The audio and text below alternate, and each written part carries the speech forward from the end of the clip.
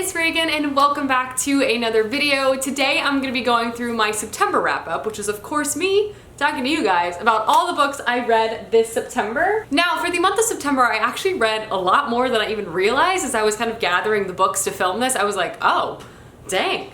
I read a lot this month. Overall, I was able to complete a total of 6 books. I got halfway through a 7th one, and I DNF'd the 8th one. So without further ado, let's go ahead and dive into this video because I have honestly quite a lot to talk about. The first book I'm going to mention is City of Miracles by Robert Jackson Bennett. This was one of my commute books for the month and a book I carried over from the previous month. I did finish this, obviously, on the train, and I loved it so much. I actually ended up finishing it on an airplane and cried around strangers, so that was fun. This is the 3rd and final novel within the Divine Cities trilogy. This is a series I feel like I have been talking so much about since I read the first one, but it's just one of the most original fantasy series I've come across in a long while. It combines geopolitical thriller with kind of a traditional fantasy setting. You also are following characters, multiple different kind of main characters that are often side characters in the previous ones. They're huge swaths of time. From the first one to this last one, I want to say like 30 or 40 years have passed, which really shows like how long huge nation state issues can really take a long time to tease through, and ultimately like still needs even more time to kind of come through those solutions. That being said, we're following a very well-known character throughout this, and I feel like this is the one I was probably the most emotionally connected to. This had a lot of like personal growth and like personal journey at its core, but still of course had so many of the elements you love within this series: spying and mystery and intrigue, and of course magic and like godlike powers at its core. Again, just like one of the most incredible trilogies I've read. I love Robert Jackson Bennett's books. I've now read 4 of them. I've loved them all. This might be my favorite in the trilogy just because of the emotional connection I had with it. Oh my gosh. I gave it 5 out of 5 stars. It was so good. Please read this series. From there, I'm gonna jump into my current commute read, and that is The Lies of Locke Lamora by Scott Lynch. I am about halfway through this book, and also one I'm loving so much. Honestly, if I like rounded up all the books I've read on my commute, I think they've all been some of my favorite of the year. So I just want to give a personal shout out to my commute. They've really changed my reading game, and I've been picking up so many incredible fantasy stories, really long fantasy novels to read on the train. And it's been like a really joyous experience. But this is technically a reread for me, and I'm loving it so much more the second time around. I obviously have not finished it yet, but this basically follows our main character, Locke Lamora, who is a very renowned thief. He's the kind of thief that like, his heists aren't just like holding people up and taking their purses. They're very elaborate. They employ a lot of acting, a lot of timing. Also has a group of individuals who help him run these heists. It's so witty, it's so entertaining, and honestly, there's just like so much to love about this. I would say it kind of is set in this like dark Venetian fantasy world, and merchants and money kind of rules the day. It's so intriguing. I can't wait to finish it and also read the rest of the books in the series. So far, I'm finding this to be laugh out loud funny. I'm finding Scott Lynch's writing to be really, really intriguing, and personally, I also think his dialogue is really top notch. So much of the interaction between characters is often hilarious, but also just he's able to create such ambiance with dialogue, and just again, so many things to love about this so far. I'm excited to continue on. I anticipate finishing it in October, but I did read half of it this month, so I did want to mention it. From there, I read 5 Dark Fates by Kendar Blake. This is the 4th and final novel to the 3 Dark Crowns series, which you guys know I've been reading and loving since the very first one came out, so this is definitely a bittersweet read for me this month. All in all, I felt like this series was just so strong. Again, if you're not familiar, it's a dark YA fantasy world set on this island that's ruled by a matriarchy. Every cycle, the queen has triplets, and each triplet has a different type of power, and each power kind of corresponds to different political houses that rule this island. One of the sisters is a poisoner who can make and consume very strong poisons. Another is a naturalist who can communicate and like have animal companions. And lastly, one of the sisters is an elementalist who can control like fire, earth, wind, that sort of thing. And they're basically raised apart and destined to kill the other ones off to basically take the crown. Obviously, the story is much more complicated than that. There are sisterly bonds that are very dynamic within this story. There's romance, there's loss, there's intrigue. Also, this series just has such incredible atmosphere, and I would say Kendar Blake did an incredible job through 4 books, kind of totally throwing you off her trail. You just did not know what was going on. Additionally, the lore of this queendom is so intriguing, and you often learn about other queens of the past and kind of their influence on the magic or the history of the land, which I personally loved so much as well. All in all, I did think this was a pretty strong concluding novel. I feel like Kendare Blake did wrap up a lot of those loose ties. Some of them were emotionally challenging for me, but regardless, I do appreciate kind of what she was able to do with this story arc. I would say I would give this a 4 out of 5 stars. It's not the strongest in the series, but collectively as a whole, I feel like the Three Dark Crowns series ultimately was a really strong one, highly entertaining, and will be one of my favorites for a very long time. So I'm sad this is over, but I'm really excited to see what Kendare Blake writes next because I loved this so much. From there, I ended up reading Indland, which was the Barnes & Noble book club of the month, which I do over on my Instagram, but because I read it, I figured I would include it within my wrap up here. This is an adult literary fiction novel kind of set on the frontier of the wild, wild west. You follow two main characters and their lives kind of collide in a very bizarre sort of way. You follow a mother who's been living on this frontier and surviving with her family for a really long time, surviving drought, surviving like raids and all sorts of those things. And you also follow an outlaw as he's kind of trying to escape his notoriety. This also combines elements of like pasts and ghosts, like literally ghosts and like the ghost you're running away from, and how those two things can kind of culminate and how people can carry different weights and different ghosts with them along the way. Ultimately, I found this book to have beautiful writing and atmosphere. I really liked this Western American West setting, and I thought the author did a really wonderful job writing that setting. I mean, the dust that she was able to describe, I felt like coded me through my life while I was reading this book. I just felt like it was so dry and I could just visualize it, I could feel it, and it was honestly like scary to fight elements like that. You can definitely see how harrowing and how difficult that can truly be. The writing was also just beautiful beyond being a great atmospheric tone. It was really just lovely, its script itself, and I found that the author's ability to write these characters' perspectives were very, very strong. That being said, I did find this book to be a little bit slow, and often I was kind of like reading and trying to understand the why of the story. Like I was here, I was present in the narrative and present in the places we were in, but I also was just kind of like anticipating something to happen, and it just felt like it took so long for that something to kind of occur. And because of that, I did find the narrative itself to drag a bit. While it was beautiful, while it had great atmosphere, it wasn't super engaging the entire way through. That being said, I did like this a lot. I particularly want to check out this author's other novel, The Tiger's Wife, which is set in Yugoslavia, because I really enjoyed her writing. This might not have been like my favorite book of hers, but I do want to check out The Tiger's Wife because I've heard exceptional things about that. All in all, I love the writing, but the actual story itself wasn't as compelling as I wanted it to be, and I would give this a 3.25 out of 5 stars. Really good, and I'm definitely intrigued to read more by this author, so happy I read it. From there, I picked up Harry Potter and the Prisoner of Azkaban, which of course is the 3rd book within the Harry Potter series, continuing on my reread of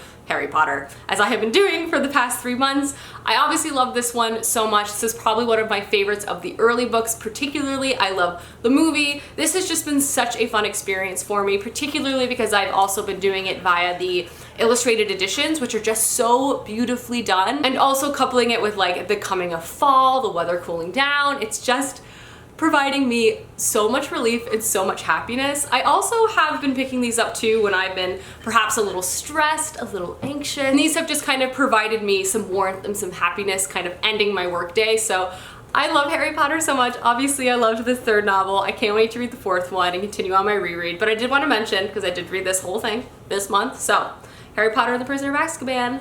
Whoa! The book I completed was Sorcery of Florence by Margaret Rogerson. This is a book I was really anticipating and really hoping I loved, and for the first 50% of this book, I did love it, and the last half of this book, I did not like it. But to give you an overview of what this story is about, this basically follows our main character who is training to be a warden in a library. This is a magical world where magic is kept within these like grimoires, these books, and these books tend to have their own personalities. The more powerful the magic within them, the more dangerous these books can be, and if they're damaged, they can basically turn into monsters, rain terror on society, and that's what wardens are trained to basically protect and preserve these novels within libraries and prevent them from turning into these monsters. And that's what our main character Elizabeth is training to be. At the beginning of this book, she's kind of framed for a disaster that she did not do. She meets a sorcerer and she starts consorting with demons, and she's very torn because she's kind of betraying the life she was raised to try to like clear her name and save the world. So first and foremost, again, I feel like the dialogue and the characters in the story were really strong. I thought the idea of this magical library was really, really interesting. And I also found that the magic system,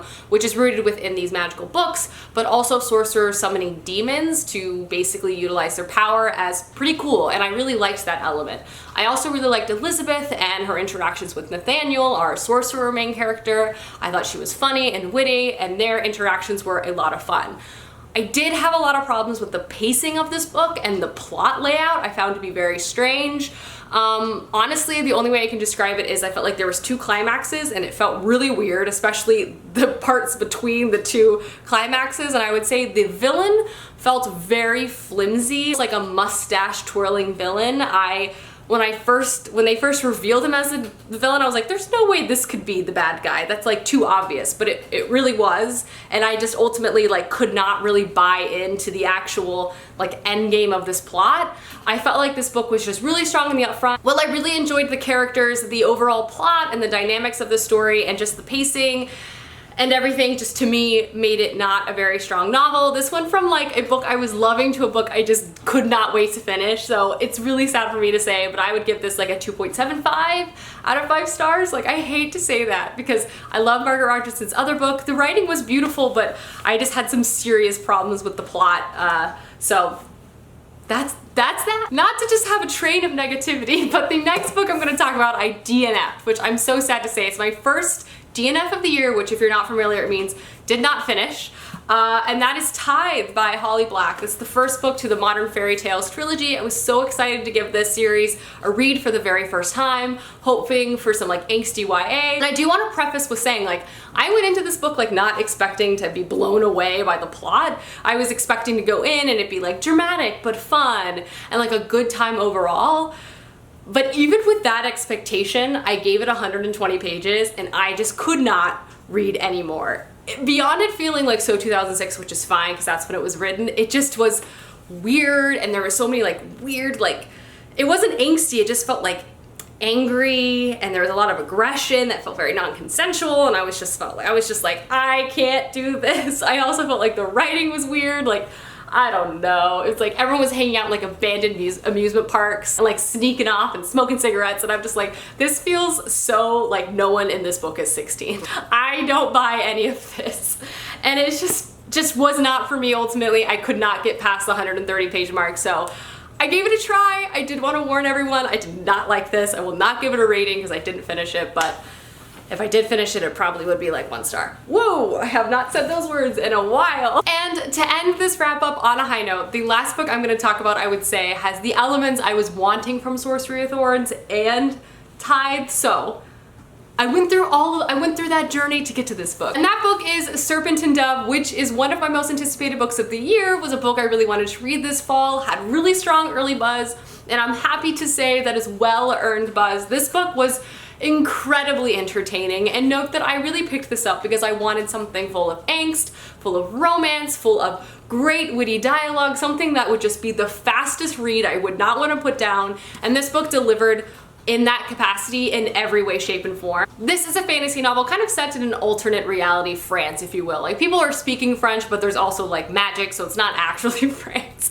At least not that I'm aware of. We follow our main character, who is a witch, and she's a witch in hiding. She's been repressing her magic for a really long time and kind of passes her day and makes her living by being a thief. The reason why she's been repressing her magic for so long is that witch and witchcraft, or pretty much any woman who kind of steps out of line, is considered not just like a burden on society, but they are literally hunted, put to the stake, and burned alive by witch hunters, which enters our secondary main character. And through some ridiculous circumstances, our 2 main characters, the witch and the wind hunter, meet and are forced to get married, and that is kind of like a huge chunk of this plot and story. You're probably asking yourself, fairly, by the way, how the author was able to create a realistic scenario in which 2 arch nemeses had to come together and get married. And I have to give it to the author because she really does successfully do it in a way that makes it like believable, and you're able to buy into it, and so that you could focus on the fun of this situation. And of course, this bonding through marriage of 2 individuals that absolutely hate each other creates wonderful plot and dialogue scenarios, 2 people angering each other for fun, which is amazingly entertaining for the reader, 2, a hate-to-love situation, which is exactly why we all picked up this book in the first place, and 3, just so much like page-turning angst and anxiety that you just can't put this book down. Don't get me wrong, this book is not perfect. It definitely hyper-focuses on the 2 love interests and main character in this book. It doesn't necessarily explore the magic or the lore or in the origin of a lot of the societal things like witches and witch hunting that are kind of at the foundation at the story itself. But at the same time, I really don't care. Like, I picked this book up to be entertained. I wanted it to be a page turner. I wanted to be smiling and just kind of laughing at the absurdity of the situations that these characters keep finding themselves in. I would say this is definitely leans more new adult as well, but all in all, I found it so entertaining and I'm glad I read it. I would highly recommend Serpent and Dove. I gave it like a 4 out of 5 stars. Strong novel within this genre, if you will. But yeah, this is the last book I read this month. Alrighty guys, those are all the books I read in the month of September. Let me know down below some books you've read recently, as I would love to know, and I'll see you guys soon with another video soon. Goodbye!